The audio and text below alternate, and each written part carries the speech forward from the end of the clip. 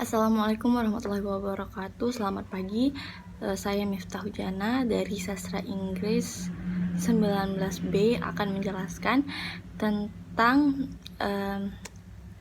hasil terjemahan saya pada tugas pertemuan 13 untuk ujian akhir semester 4. Menerjemahkan adalah suatu kegiatan menyalin atau mengalihbahasakan atau memadankan arti suatu bahasa ke bahasa lain, misalnya bahasa Inggris ke bahasa Indonesia. Ada 3 metode penerjemahan yang umum dipakai oleh penerjemah. Yang pertama adalah penerjemahan kata per kata, yang kedua penerjemahan harfiah, yang ketiga adalah penerjemahan setia. Penerjemahan kata per kata ini biasanya dilakukan pada awal penerjemahan, di mana penerjemah menerjemahkan kata per kata dengan memperhatikan struktur kalimat. Jadi misalnya I am eating, saya sedang makan.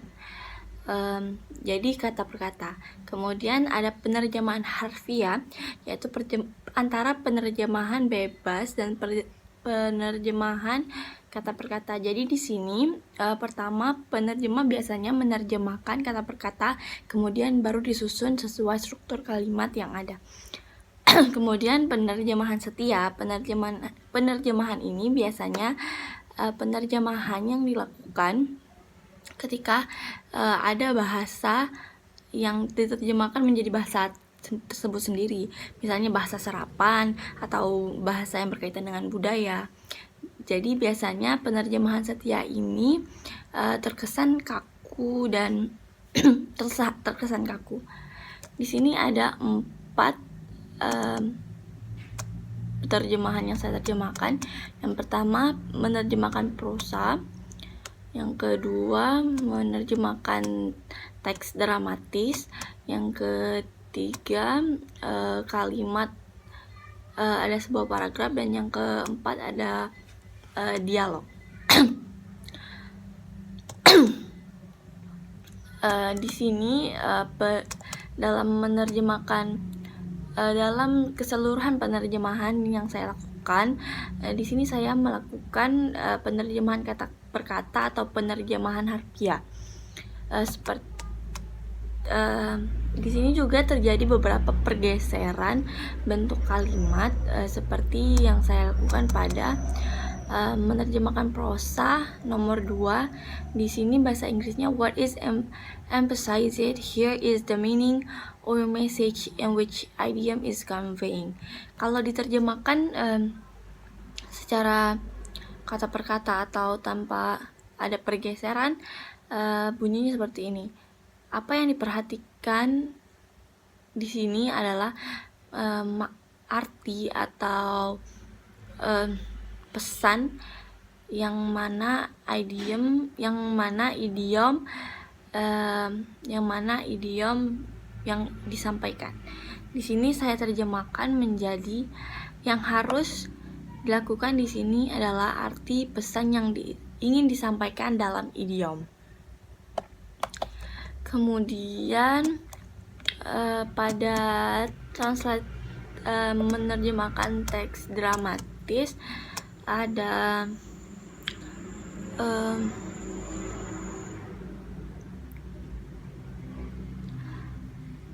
saya menerjemahkan secara harfiah juga dan juga kata per kata. Jadi di sini saya mengikuti teks aslinya.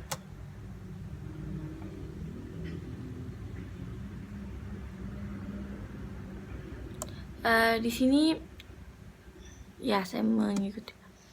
Kemudian ada mentranslasikan paragraf ke dalam bahasa Inggris.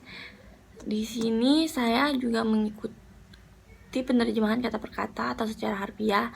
Namun ada sedikit pergeseran makna pada kalimat terakhir.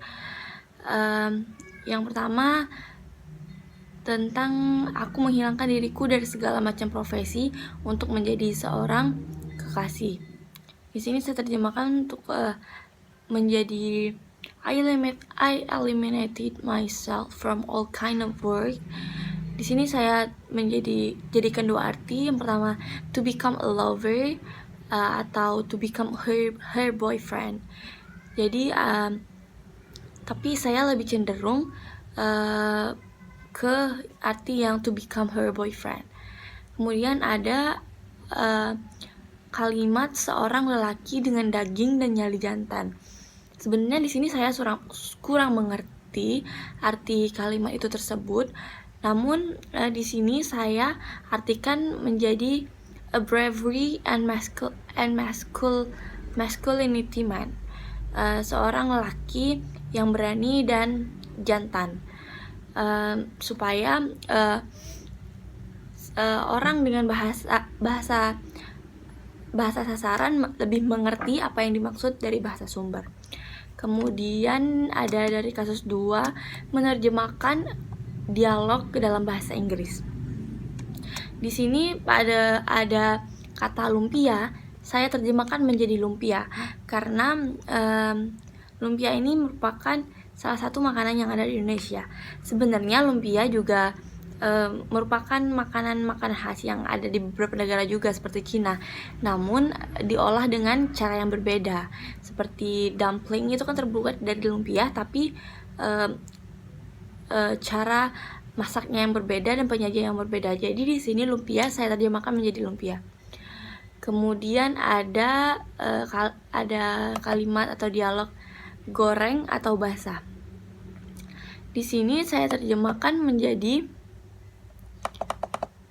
dry or wet, tapi saya tambahkan dalam kurung types of lumpia dish karena mungkin orang dengan bahasa sasaran kurang mengerti apa arti dari kering atau basah. Jadi di sini saya tambahkan types of lumpia dish, di mana kering atau basah ini merupakan salah satu cara penyajian penjualan lumpia di Indonesia. Sekian penjelasan dari hasil terjemahan saya. Secara keseluruhan, terjemahan yang saya lakukan menggunakan terjemahan kata per kata dan terjemahan secara harfiah, dan terjadi beberapa pergeseran makna atau ada penambahan agar orang dari bahasa sasaran mengerti terjemahan yang saya lakukan. Terima kasih. Selamat pagi. Wassalamualaikum warahmatullahi wabarakatuh.